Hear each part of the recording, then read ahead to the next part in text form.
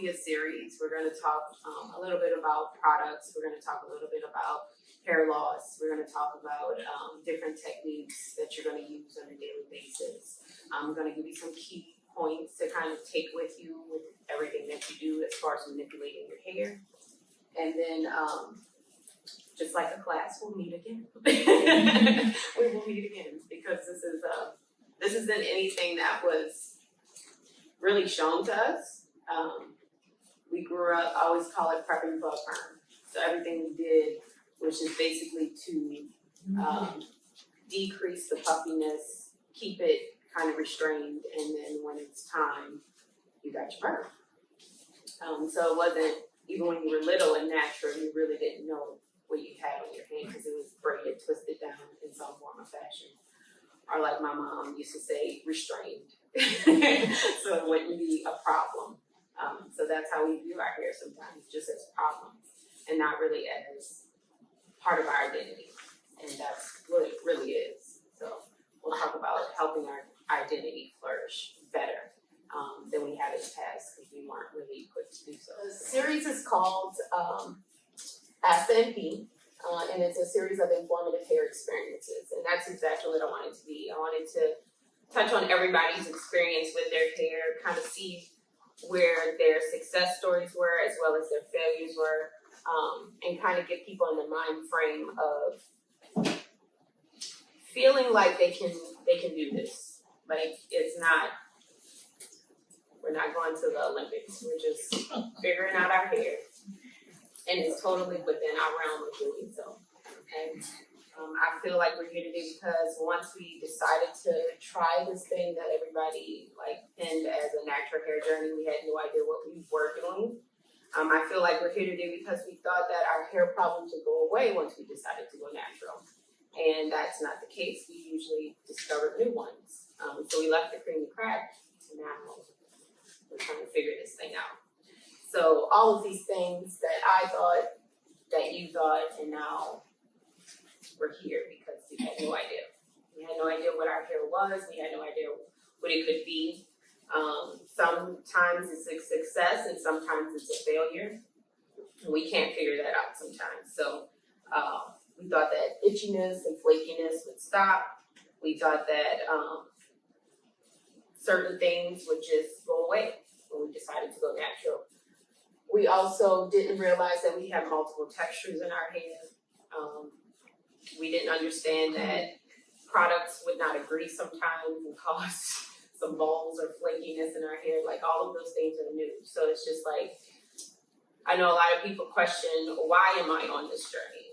And so I'm going to give you a little bit of statistics of why most women should be natural or why they should stay natural. So this study was done with 200 women in the heart of Detroit. It was a mixture of relaxed as well as relaxed and natural hair women that attended or put the survey in for this information. And 59% of the respondents reported a history of excessive hair loss, defined as excessive breakage or shedding, either at present or at some time during the past. 44% reported having suffered with excessive itching and scaling of their scalp. Nearly half the respondents reported that they had avoided doing physical activity for fear of messing their hair up. 22% felt that their hair prevented them from being healthy or staying on a healthier path. There was some doctor-patient interactions. So 28% respondents reported having discussed their hair with their physician, and the majority felt that the doctor did not give an understanding of African American hair. And then commercial-wise, they felt like 94% of the people stated that hair care companies should still do more research to find out how to make African American hair healthier. So that's why we're here, because we do need more research. A lot of things that are out there is just following market trends. It's not really catered to our hair. It really doesn't service us in any way. We get the smells and the physical response that we want, but we don't get the health and the nurturing that we need to our hair. So figuring out that balance of yeah, I need the slip, but I also need the health is very important. We have been stifled long enough and are now taking the necessary steps to truly understand who we are through our hair. So our identity with our hair is either defined by our texture, our maintenance process, and our styling methods. That's usually how we say, girl, your hair easy, girl, your hair's very difficult to handle. It's usually one of the three of those that come into that scenario. So a little bit about like kind of my background. These are like key things that always defined my hair when I was growing up. So as a child, I was that kid. I was the kid that broke combs. I broke brushes, like wood brushes. I broke everything. My mom would be like, your hair takes no prisoners. Like it doesn't succumb to anything. It was, you brush it 1 minute, it's back up the next. I had a lot of hair, and my mom tried, but she had 4 kids, and so I was the last in there. I think she just gave up eventually. So out of me and my sister that's 2.5 years older than me, I was the first to get a perm. My other sister, she had easier hair, so it was manipulated easier. So the pressing comb, we tried that for a while.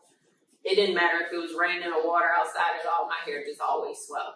So my mom was like, this is defeating the purpose. So because of my unruly hair, I got a perm between the age of 8 and 9, which is pretty late for some people. I know some people who had perms left in their hair at 5.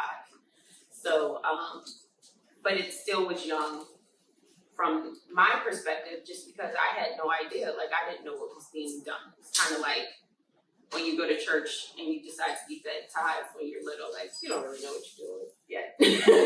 But you're doing it, but you don't really know all of what you're doing. So that's kind of how I felt about the perm. I remember walking into the salon, there were women all around me, and some of them had like shower caps on and heels, and then some of them, their hair was done and they looked like they walked out of a magazine.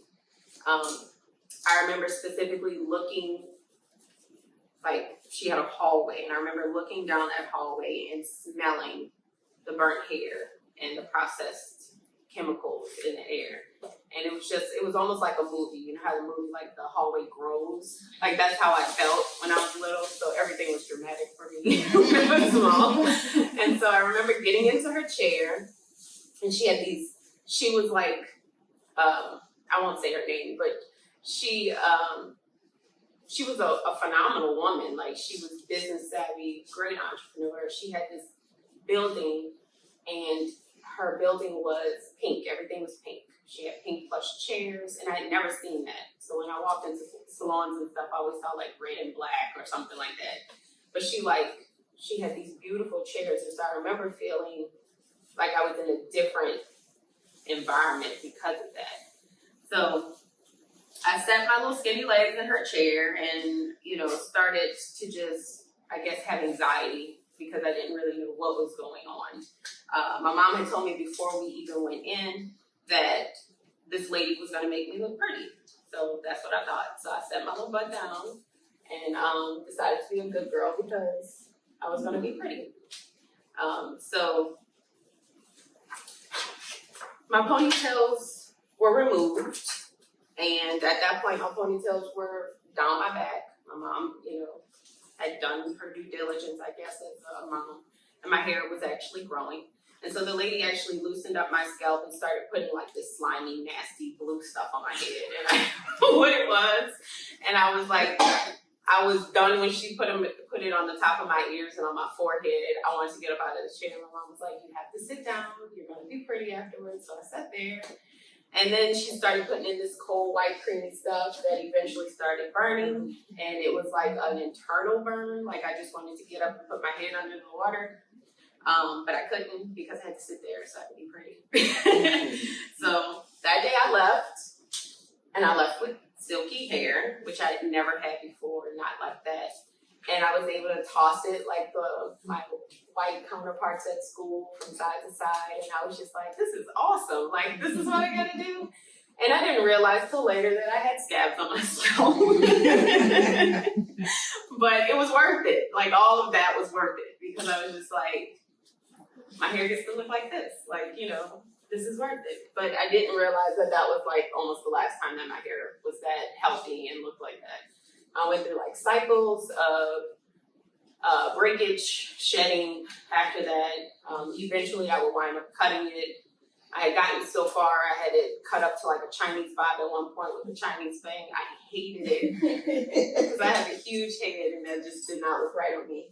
And later on I found out that I had what they called proximal trichohexis nodosa, which is when you have bullets or weak spots that form in your hair because of the relaxer. And that's what caused that cyclic behavior of having to cut it or shedding or breaking over time. And so my American dream of having, you know, that nice, flowy, healthy hair was kind of like halted after that. I had no idea what I had before, so all I knew was this. So it just started an endless cycle of relaxers and cutting and shedding and breaking. There's 3 phases of hair growth and loss. Let's go to slide 11. So our hair will spend 2 to 6 years in our active growing phase, which is our anagen phase. Catagen is kind of like when it's chilling out, it's not really doing much, but the bulk of our hair is kind of lessening or weakening its nutritional supply. Telogen is when our hair falls out and a new hair papillae is forming, and then we return to anagen and start the process all over again. So we have a couple of things that are going on. We have a nerve that comes here, it's not really depicted here, that helps with, it's called the erectile pili, where it kind of restricts that hair or turns off or cuts off that blood supply, which is not really well depicted here. We have our sebaceous gland that helps with our oil production. And then we have our blood supply that comes to it. So when our hair is going through or we're having aging alopecia, our hair is mineralizing, which is mineralization is just when our hair is actually shrinking. It's the actual density of each strand is actually smaller than it should be. The telogen phase is happening quicker. The blood supply is not always there like it should be, and the erectile pili is constantly squeezing down on that bulb. One of the ways that you can reverse some of that is 1, finding out what you're deficient in. 2, returning circulation to the scalp. So a lot of massaging, using oils that are not blocking to the scalp, and we'll talk about those in a minute. And not using things that are causing a lot of shedding. So usually finger detangling, and not using a lot of combs or specifically plastic combs that are going to pull or make your hair shed quicker. The main parts of the hair is just water and protein. So you've got to replace some of the protein because just our environment itself takes protein away. You walk outside, the air, the humidity, whatever it is, the chemicals that are in the air, it's going to remove protein of some sort from your hair. So you have to replenish it every now and then. It really depends on how big that protein is, whether you're going to have problems with it. So the worst thing African American people can do is put an egg in their hair. And I know people have told us to do that all the time. But mayonnaise and or an egg, proteins are too big, and they just ride on the outside of our hair. And so that's what causes our hair to feel brittle or hard over a period of time because they don't penetrate. So when we need protein that can penetrate because we need protein to get to the inside of our hair. So you always want to choose what they call like hydrolyzed protein.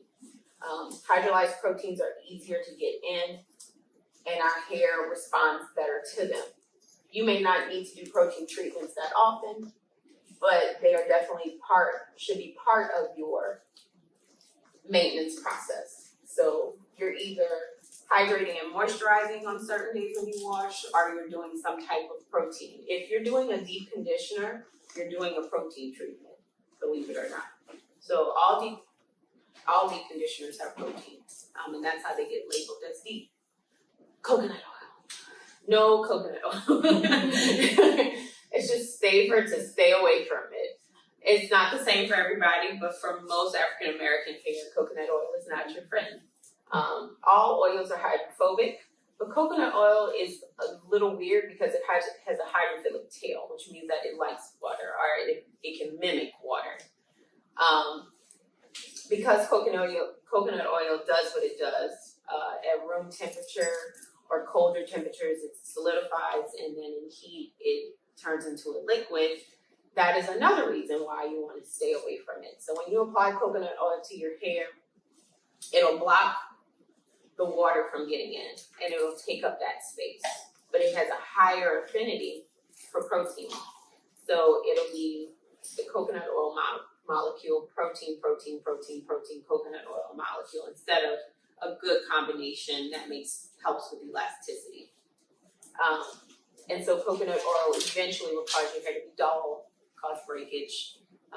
You'll notice that products won't penetrate much anymore, that they'll kind of just ride on the top of your hair if you use too much coconut oil too often.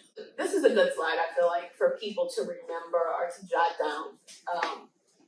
These oils here, these are some examples of oils that will penetrate deep.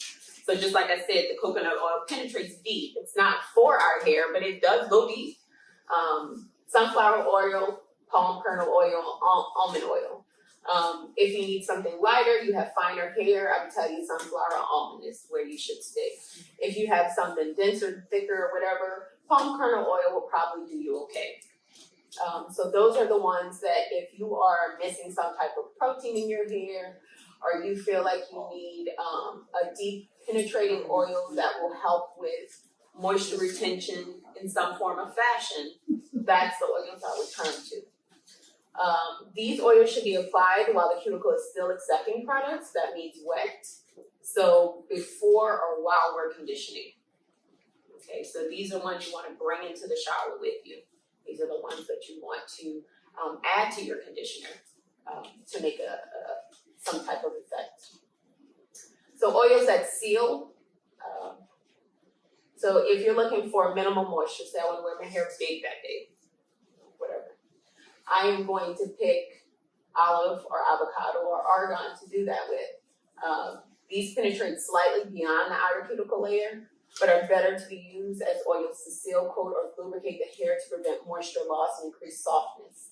So, like I stated, they are minimal moisturizers though. So they're gonna minimally penetrate, and you're gonna have a little bit more fluff or a little bit more body with these oils.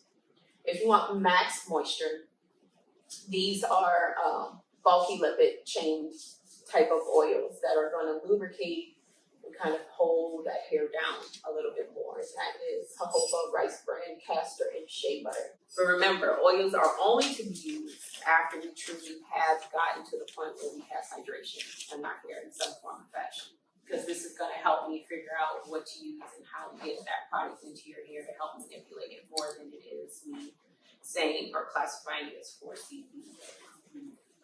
And then you have multiple textures. So how can you do that? Right. Because this is going to be different from this, is always different from this, because this is transition. So this is a mix. This is why we break here all the time. This is going to be like wave or easier to deal with, and you may not like it so much. I don't like mine so much as I like this back part because this is way easier because it just pops the curl real quick. And then your nape may be different too. Maybe some kind of combination of this and this. Yeah. On porosity, what do you think is the best way to like tell what What porosity you you have? are? Like the water test, is that a good way to tell? That's what I use a lot of Yeah. times, but you gotta use distilled water Oh, okay. because water can't have junk in it. Oh, right. Then your hair is just gonna float. Okay. Because it's gonna float on top of the junk. Yeah. So don't use faucet water or anything like that. You gotta use clean water, water that has nothing in it. So distilled water is the best. So distilled over purified, like if I were trying to buy water to put in a mister, is distilled better Distilled than is the purified, better than the Kentwoods or whatever? Yeah. Okay. Yeah. Because you gotta think about what happens when you distill water. So when water is truly distilled, it's the boiling of water, it's the capture of the heat, and it's that product. It's what was able to aerate and come out of the water that is distilled. So it has nothing in it. It's the humidity that they captured and distilled. So it's definitely void of minerals or particles because it was able to float. My hair is always dry no matter what I do. That's the first question. How to decrease hair shedding and what is considered normal? And then 3, does fibroids cause hair loss and is hair loss genetic? So that's a lot. That's a class all by itself. So we'll start at the beginning. How to properly moisturize hair. So a lot of people feel like their moisture comes from their carrier oils, which is not the case. Hydration is usually from water or a water derivative. Because the caliber of water changes wherever we are, I like to use aloe vera gel as my moisturizing or hydrating agent, just because it's more nourishing to the hair. Water is, it depends. So it could have a lot of chlorine in it, fluoride in it, a lot of problematic things for our hair that can cause it to dry out. I tell people, especially when I go to Texas, that they need a filter. Our water here is hard, but Texas is a whole nother beast. So always have like a carbon filter on your shower head or something when you're washing your hair. It makes things a little bit better. You'll be able to tell when it comes to like product usage, how much product you don't have to use in order to get like the sud or the slip that you need when you use a carbon filter. So moisturizing hair, I think more of, like I stated, something that's hydrating is really what that person may want or need if they don't feel shy about it. Whose card is this? That's your card, okay. So that's what I would tell you, that you may be looking for moisture from your oils and you're not going to get it from there. So oils and butters are just our sealants. They actually hold on to our hydration and moisture that we were able to obtain through water or aloe or whatever the agent we used as the main hydrator. Humectants are usually teamed up with our hydration because it draws water content out of the air. So you'll see like people will do aloe or like a water, whatever you like, honey or glycerin or something like that and put it in their spray bottle. And that's so that they can draw the moisture from out the air as well as maintain the moisture of whatever they put into that bottle in their hair some. And then they'll go and put an oil of some sort in their hair. So there's 2 types of oils that you can use for sealing, not moisturizing, but sealing. Essential oils, not really a sealant, but we add them into our carrier oils. Essential oils really deal with mainly issues that we have. That's really why I use essential oils. So if we have dry scalp, if we have flakiness, if we have itchy scalp, if we have irritated scalp, this is why I add essential oils to products. It's not really a moisturizing thing. My carrier oils are usually the ones that carry or hold the essential oil in order for the essential oil to do whatever it needs to do in those areas. But our carrier oil is the bigger oil that usually helps seal in whatever moisture or hydration we put on. There's a lot of reasons why we lose hair on our crown. First of all, it's the top of our head, so it's exposed to a lot of the environment that a lot of our other hair is kind of like protected from. So it's like having the tallest house on the block. There is a disorder called aging alopecia that happens to some women. When we talk about alopecia as a whole, most times alopecia is based off of a nutritional defect. So you have to remember that African Americans, with us living here, this is not our diet. This is a European-based diet. A lot of bread, a lot of corn. Those things aren't really native to where genetically we come from. So sometimes we have nutritional defects because of that. So we're not supplementing, we're not taking in enough. Even if we're supplementing with a pill or a vitamin, sometimes it just depends on the caliber or the potency of that vitamin, if we're really getting what we need, or is it including what we need. So aging aging alopecia happens just because of hormonal imbalances. Estrogen will definitely plummet as we get older, and testosterone will usually rise. And because testosterone rises, we get hair where we don't want it and lose hair where we